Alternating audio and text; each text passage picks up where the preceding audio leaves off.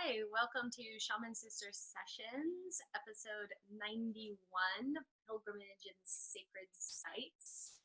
And I'm Katherine Bird. I'm here with my shaman sister, Michelle Hawk. And we're super excited to be together here in Portland, Oregon. And we haven't been together in the same place at the same time for about 5 months. So it's great to be here in person. Get on in here. Yeah. We gotta squeeze it up in here.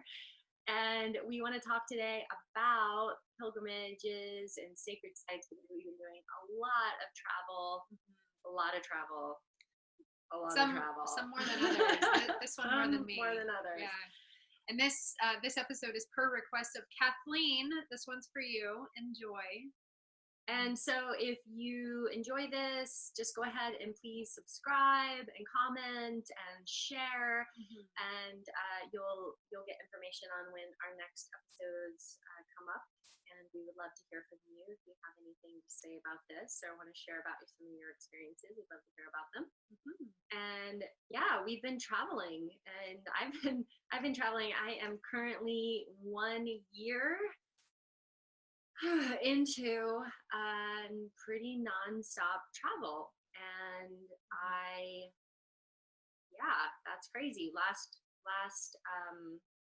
winter, I spent almost 2 months in one place, and that was the longest that I spent anywhere. And yeah, that was the longest that I've spent anywhere in the last year. And so I've been to 5 countries and 5 states. And it's been a lot, and it's been a journey of just kept moving forward and having these energies that were asking me to go places, and it just hasn't stopped yet. So I'm definitely calling it my home now. Yeah.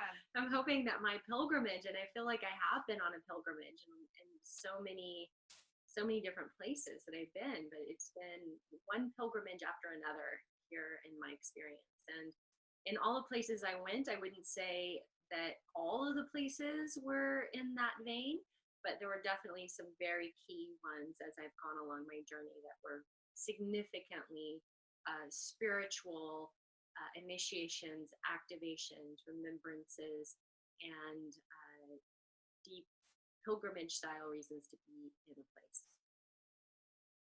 So glad you're back. Welcome. Yeah. And so I think that's important to kind of keep in mind what we're talking about here. So pilgrimage for our purposes is visitation to a sacred site, or somehow going on a journey. And there's a lot of different ways to pilgrimage, right? There are just flying somewhere and visiting. There are walking to places. There are different traditions and different lineages that require pilgrimage as to different sacred sites as part of that being an adherent to that lineage, right? So pilgrimage to Mecca, for example, is a fairly well-known one. And yet, again, knowing that here I want to insert a little personal philosophy on sacred sites, right? We have sort of the traditionally agreed upon sacred sites of temples, or of intersections of ley lines, or historically sacred sites. But really, anywhere can be a sacred site, and anywhere has its own magic and its own mystery. But please don't think that in order to visit a sacred site, you have to travel halfway around the world. Yes and no, right? There are these really rich places, really anywhere around the world, and the relationship that I have to pilgrimage, having done some of these big travels to places in the world, but then also having just had a lot of presence, is that pilgrimage is this act of reverence. It's this reverent journey to a place, whether that be a geographical place or whether that be a psycho-spiritual location or orientation, that is observed with grace and with reverence and with devotion and with practice. And the journey is just as much a part of the process as the destination. Okay, so inviting, again, we're talking geographic pilgrimage and sacred sites in this, and yet also knowing that we can do that in personal process in much closer home. please keep that in mind. And it is that it's the internal, right? A lot of it is about your own internal experience, your intention, your focus on it, what you are maybe wanting to get out of it. Like you can you can have your own experience and be on something that's very profound and unique. And you might go to a sacred site and it be the thing that everybody's going to, and you might do it on the sacred day of the, the equinox or the solstice or whatever, and you might be like, okay. Yeah. And then you might go to another place that just knocks your socks off and you experience a overflow of spiritual energy, of information, of light, of reverence, of significance, maybe that you weren't expecting, that you weren't even looking for, and then you show up and you're like, oh, okay, here's why I'm here. Yeah. So keep that in mind as your sacred sites, the sacred sites that are attuned to your personal frequency and that you're particularly resonating with may not be the collectively agreed upon global sacred sites. So anywhere can be a sacred site. You can have a pilgrimage to anywhere else. So you went to lots of places. Tell us where you went, Kat. Oh my gosh. I mean, I went everywhere. So I went to New Mexico, into the mountains of New Mexico, which was really significant and beautiful and profound on a lot of levels. And Arizona, all over California and Oregon and Washington and Canada, and then to England, Italy, Sweden, Greece, Canada, and then here. So I've been everywhere, and it doesn't seem like it's quite ended yet. I don't have a home right now, so I'm in seeking my home. Know that there's going to be quite a bit more travel and experiences before that fully lands in the next month or so. Yeah, and that's one pilgrimage, right? Definitely. Definitely. Pilgrimage back home or to create the new home. Right. And so while you were on your travels, what were some of the traditional sacred sites that you visited? Well, I went to Glastonbury, so that's very typical sacred site. I went to that's probably like one of the main ones. And you went to Glastonbury this summer as well. We were there at different times, but we both actually went there in this summer. And I was there for summer solstice. And so that was a big deal, and lots of people in town and lots of people up on the tour on the little hill there. And really beautiful and an amazing experience. But I actually had more of a heart-centered, like deeper experience going to some of the other places in England that felt like more connected into my soul even. And when I went to the Avebury Stones, that was really significant for me and a deep remembrance in that space. And so you might think, oh, it's this place because everybody says it's this place, but it might be over here. It might be someplace completely different. Absolutely. And this, again, I really love, and having done, a handful of different pilgrimages, one of the pilgrimages that I did was back in 2012 was walking part of the Camino de Santiago. And that is, if you're not familiar, the Camino de Santiago, there are different paths across Spain. There's one across the northern part of Spain. There's one up through Portugal and into Spain, but essentially walking really, or somehow going to the Cathedral Santiago de Compostela, which is in the northwest corner of Spain. It's pretty close to where I used to live when I was living there. And I lived there in 2009, 2010, and I had this, and even just living in Spain and going to live in Spain, that was a true pilgrimage for me. Even though it, by all intents and, by all perspectives, where I was living wasn't this profoundly sacred site or anything. Like, yes, I was a couple hours away from the cathedral. I was close by, but it was a soul home. It was truly this level of soul recognition. And I mean, I look like I'm from that area. I speak Spanish fluently. I went to my friend's wedding and everyone thought I was her cousin. And then, you know, after I start talking, after having a glass of wine, eventually people figure out the accent. But the being there felt like this sacred site to me because of how it was corresponding with my own energy. And I had memories in Spain. It truly feels like a soul home to me. Memories in some different places, not throughout the country, of being connected to that space. But then I went back 2 years later. I went back to spend several months and visit some friends. And part of what I did was I walked a portion. I didn't walk the whole thing. I walked about 100 kilometers with Santiago, and it was. I would love to go back and do the whole thing. It was this incredible devotional practice of you wake up and you walk and you eat and you walk and you sleep, and then you do it all again for days, and that was it. And you know, maybe you'll go to church, you'll go to the pilgrim's mass in the evening in the church of whatever town you stop in to sleep at, right? But then you develop your Camino family and you have your people, and I had this group, this small group that I ended up walking with, and we're still in touch in some capacity. We still have this connection because of this devotional experience that we shared. And yes, arriving in Santiago, arriving at the cathedral was this incredibly activating experience, this amazingly reverent, powerful experience. And yet the whole process, every single day of journeying on the Camino was just as important. And walking through the fields and walking through the little towns and meeting people and being present with this country that I felt this deep soul commitment and vibration with, that was just as important as the arrival in the official sacred. Yeah. And I think I felt I felt very much this in most of England.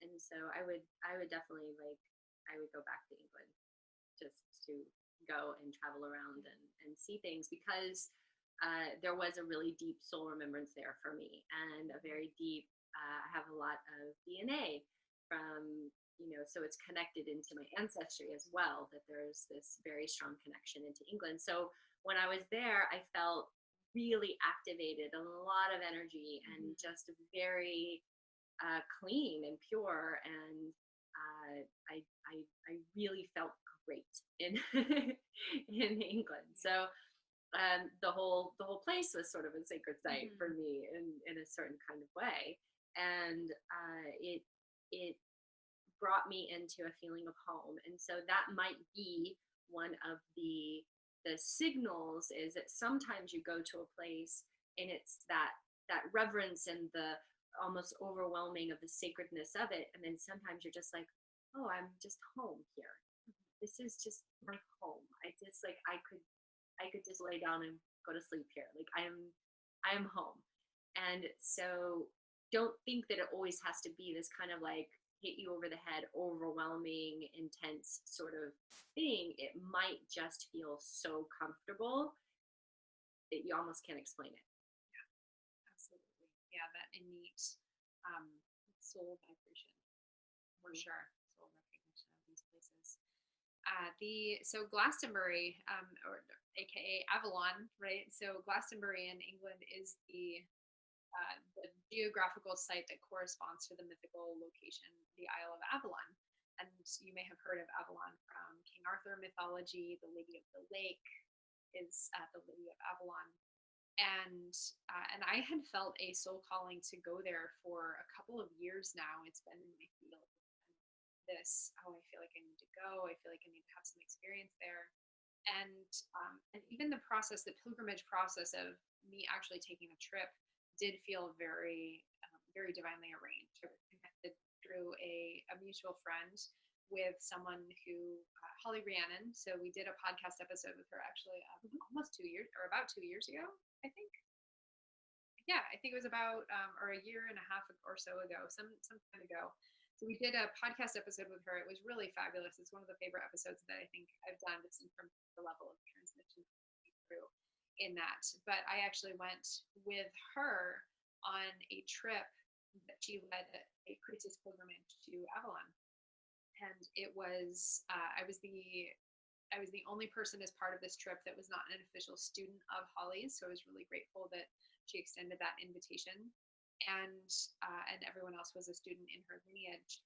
But it was a profound lesson in belonging and in feeling this connection to this direct soul transmission from Avalon, and knowing that I had felt this calling, I had felt this connection for years. Again, this kind of like can't explain it. And I recommend going back if you haven't already listened to the episode 90 on soul activations. What we talked about in that episode is really very related to what we're talking about here about the sacred sites and pilgrimage.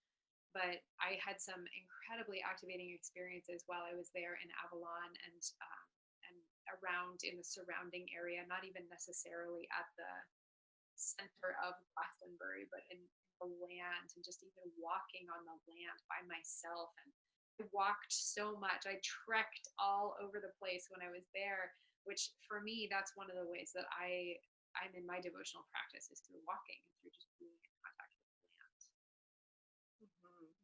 Yeah. You walked everywhere too. I walked everywhere. Oh my gosh, I wore myself out with the walking. And the same. And when I went to Glastonbury, I was like, I got sick. So that was kind of part of it, and that's okay. That's just part of the deal, right? And when I went to Italy, and I actually went past Assisi, and then I actually got back on the train 2 days later to go specifically there when it wasn't in my plan, but I got this hit that I was supposed to go there and that it was important. So I ended up going and spending a week in Assisi. And that was definitely the reason, that I had gone to Italy. I was there for a month and I didn't really know why I was there, but then all of a sudden I knew why I was there. And I got to have the experience of walking to the monastery of St. Francis, and visiting, doing a lot of walking on the grounds, and it was very hot, and so it was like definitely a pilgrimage to walk up that hill to the monastery, and going to where they had their what they would call grottos, which are basically these little stone caves that they had built on the side of the little hill there, the little mountain, and where all of these monks had been living and all year long in these tiny little stone lean-tos that they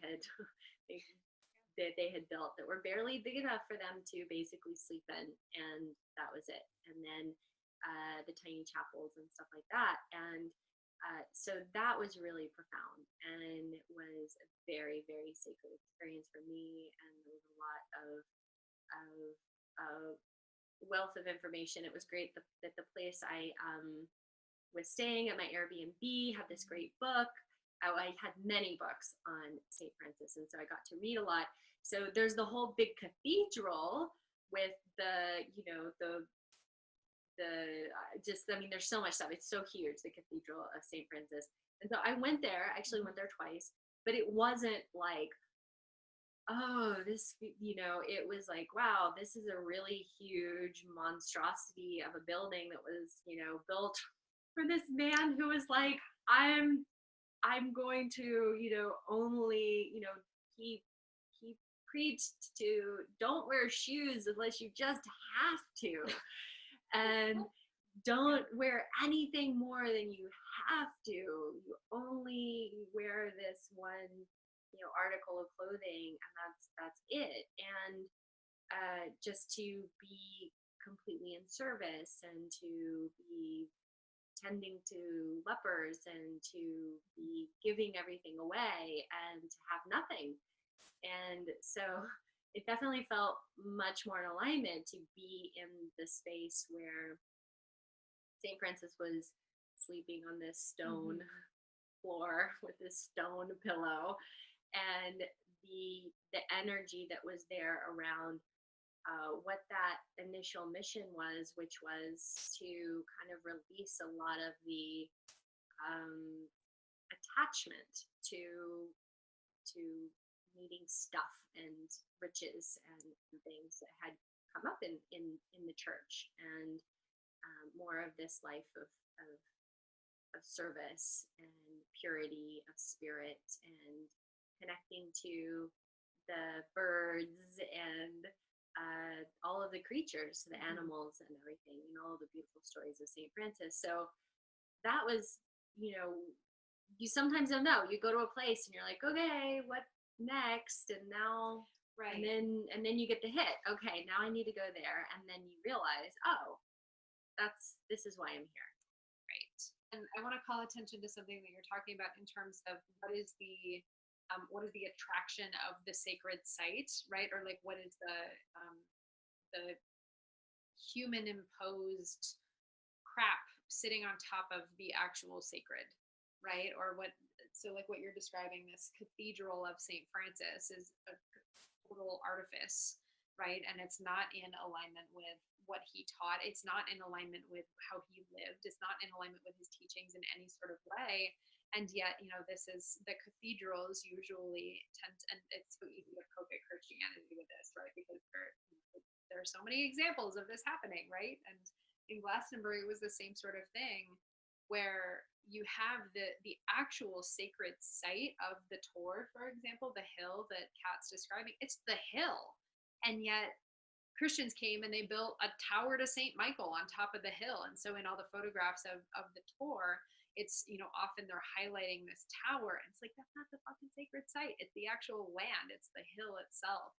And Glastonbury Abbey was built this massive, like, monstrosity of an abbey. It was the biggest church in England. In England or in Europe. Yeah. Right? It was the biggest, wealthiest church, definitely in England, maybe in all of Europe during the heyday, or during its heyday, like massive. I walked around it, and now it's, it's in ruins. So there's sort of these walls, like these massive walls just surrounded by grass, right?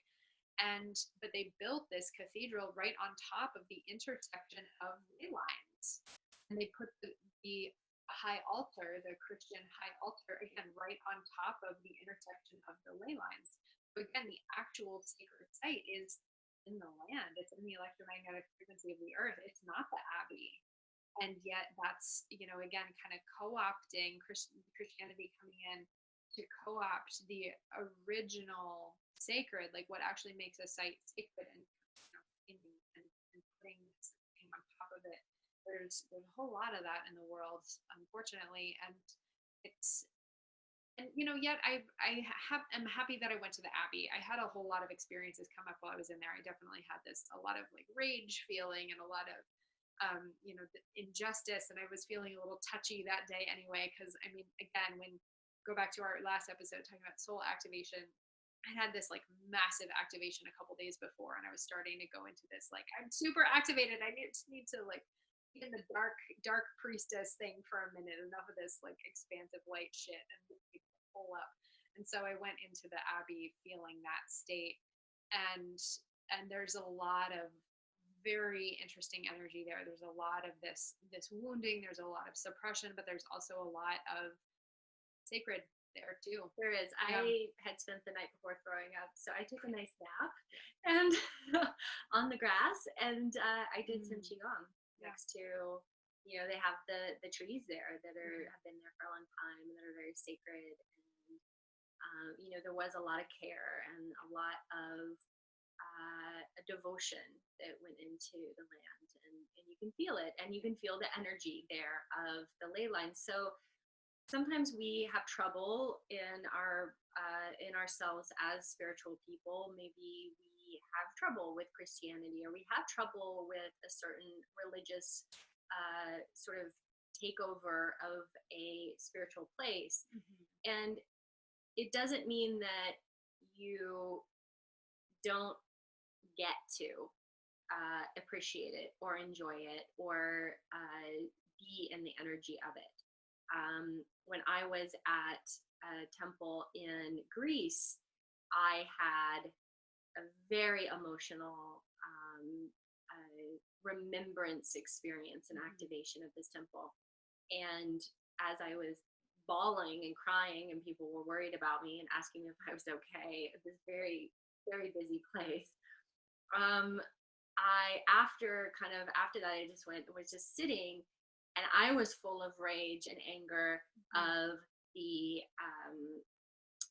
just the disrespect of people now looking at these ancient sites, which we are like, oh, those, those barbaric, ancient, uneducated, they were making up all these stories about gods and goddesses, and they didn't know anything. They were uneducated, so they were making up things and stories, and they built these temples and they built these things, and oh, aren't they cute?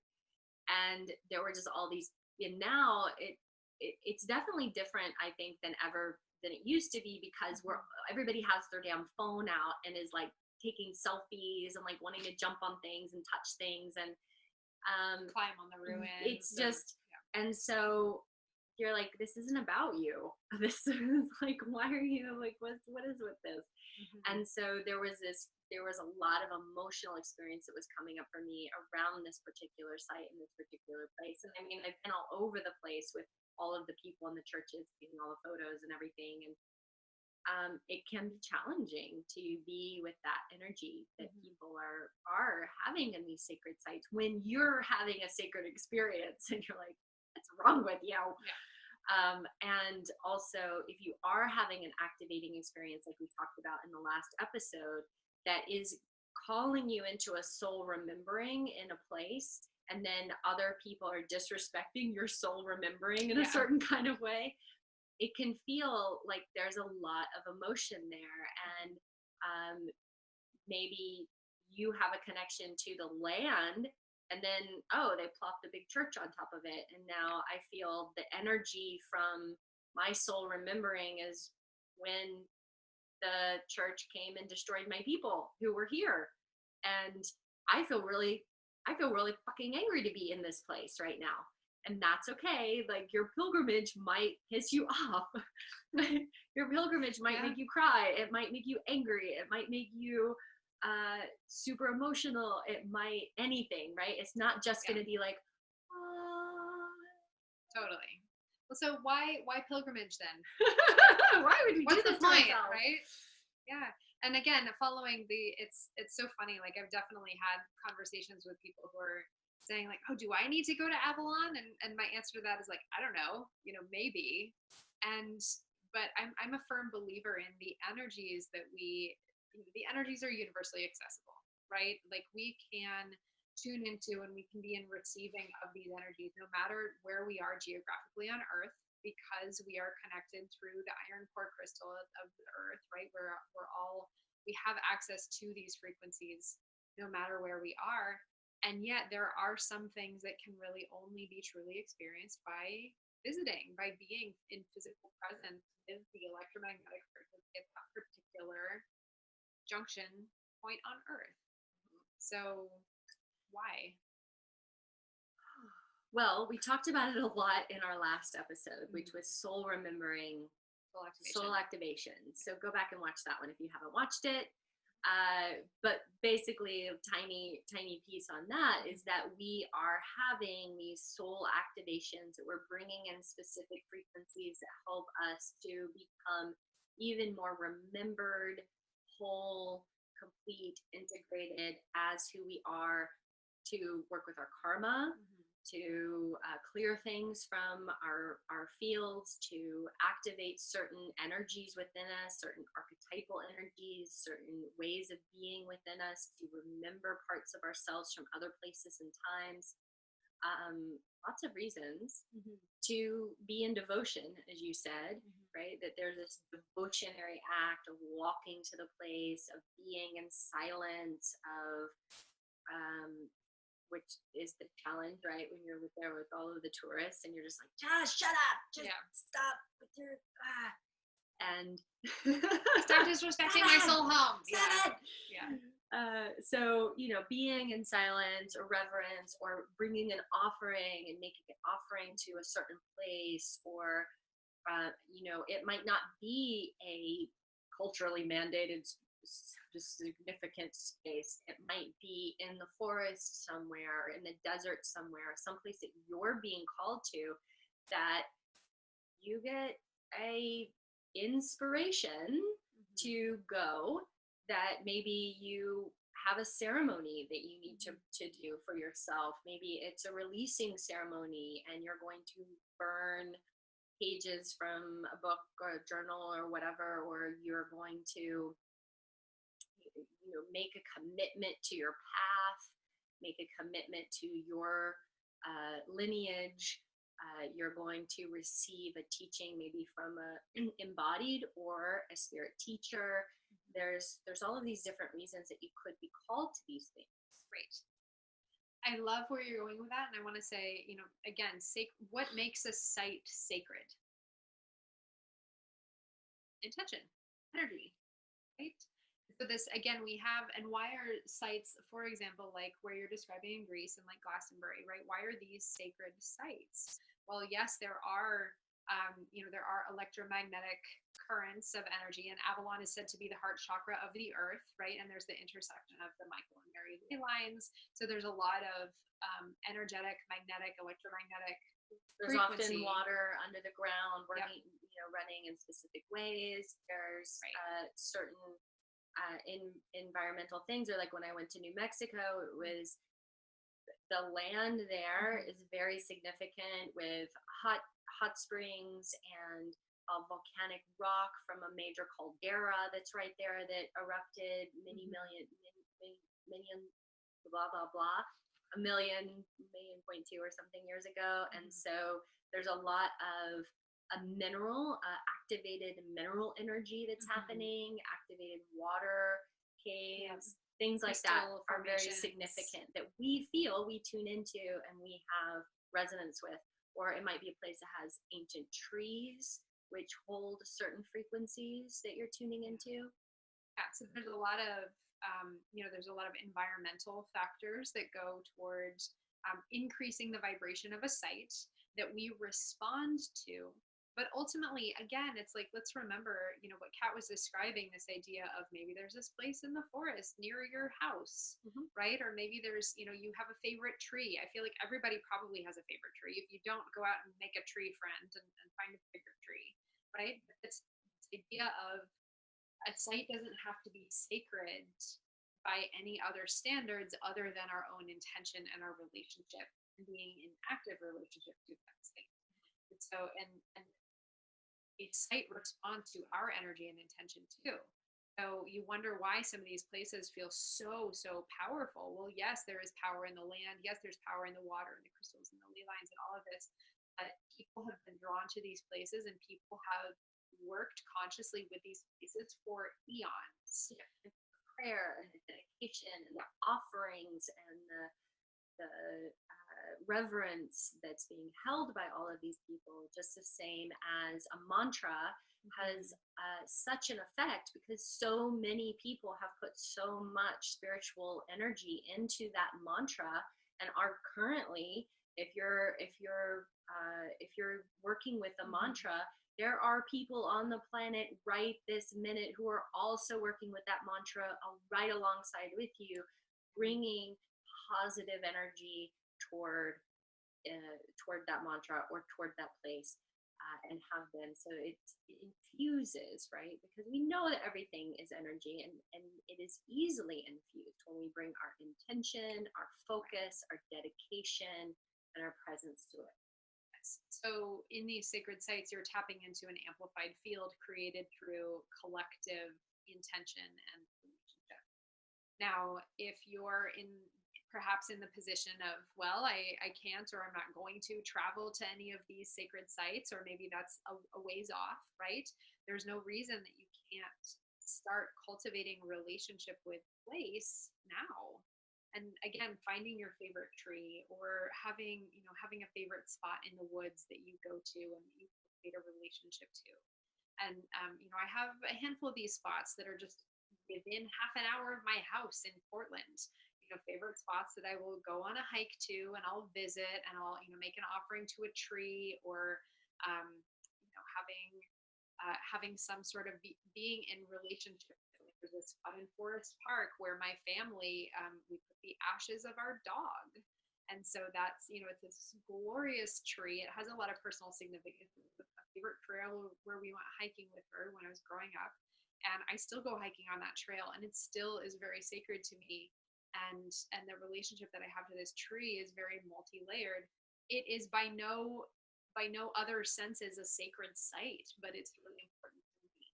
And I feel rejuvenated, and I feel connected and amplified and uplifted and inspired whenever I'm in that place. Again, because it's the layering of intention, and it's the relationship and the offering is deeply personal. And you don't need any official sacred site in order to have that experience. And you can also be creating your sacred site within your home, with your altar and with your own prayers and dedication, and lighting your candles and your incense, and being in positive energy in your space. And I know, oh my gosh, it's been so long since I've had a home, but when I had my home, that people would come and they would be like, oh, it feels so special in here, and wow, the energy of this place feels really profound. And it was because I was intentionally cultivating energy inside of the space, doing healing work inside of the space. And so that began that field of energy that can be consistently cultivated. So over time, maybe people would be coming to your house on a pilgrimage, and people would do that for me. They're like, oh, this is like a pilgrimage coming to Kat's house, because I drive through the forest and I drive through the hills, and then I get here and it feels very special. It feels very unique. And then the energy so people would come and they would be like, oh, it's powerful energy here. And that was because I was intentionally cultivating that energy. So you can be creating your own sacred site inside your home. You can be creating your own sacred temple inside of your meditation practice, inside of your own journey work, so that you are conjuring up your most sacred place, whatever that is for you. And a lot of times when you say sacred temple inside of a meditation, people get all whacked out, because they're like, well, I don't see temples as being, buildings and all of this. It can be with trees, it can be a grove, it can be next to the ocean, like inside of your own meditation practice, to be consistently conjuring up and bringing yourself to a sacred space that you then let yourself work on yourself, or go into meditation and do different kinds of energy work practices. Like, this can be a really powerful way to continue to have a sacred journey experience where you don't have to go anywhere. So there's no excuses. Like, I don't have enough money, I don't have enough time, I've got kids, whatever. Like, you can spend 5 minutes going to your own personal sacred temple inside of yourself, and sitting there and being in that space. And that's a pilgrimage in and of itself. Absolutely. Yeah. And the process is in the devotion and in the layering of energies. It's not just one thing that makes a space sacred. So we hope you enjoy your journeys and so on. We'd love to hear about where you are going next. Geographically, psychologically, spiritually, right? All the pilgrimages. And you're welcome to reach out to us if you like. You can send us an email, shamansistersessions@gmail.com. You can find us through our website, shamansistersessions.com, or contact us through Facebook at Shaman Sister Sessions. And please do stay in touch. Let us know what's coming up for you. And you're also welcome to reach out if you'd like to receive support from either Kat and or myself, and knowing that we have a lot of tools and we have a lot of additional resources to offer if this is something that you'd like support in. And for example, Kat, what do you have coming up? Right now, I am, for the winter, only taking on a few more one-on-one long-term clients who really want to go into spiritual development and energetic mastery, and how to integrate those developments and awakenings into their life, their business, what they're producing and creating, and becoming fully integrated. Amazing. And how do they find you? KatherineBird.com. Great. Okay. And I have applications opening up on November 1st of this year, 2019, for I Am Alchemy 2020. So the course begins in March, but I'm starting to take applications and interviews now. If this is a soul calling experience for you, if this lineage and this mystery school is resonating with you on a deep level, and you want to come into full empowered mastery of the building blocks of creation and transformation, then you can go ahead and contact me through my website, joyofenergy.com. You can submit an application for, it's under the tab Alchemy Apprenticeship, so you can submit an application for the year-long journey of I Am Alchemy. I would love to have you if this feels like a soul alignment. So thanks for joining us today, and we'll see you next time on Shaman Sister Sessions.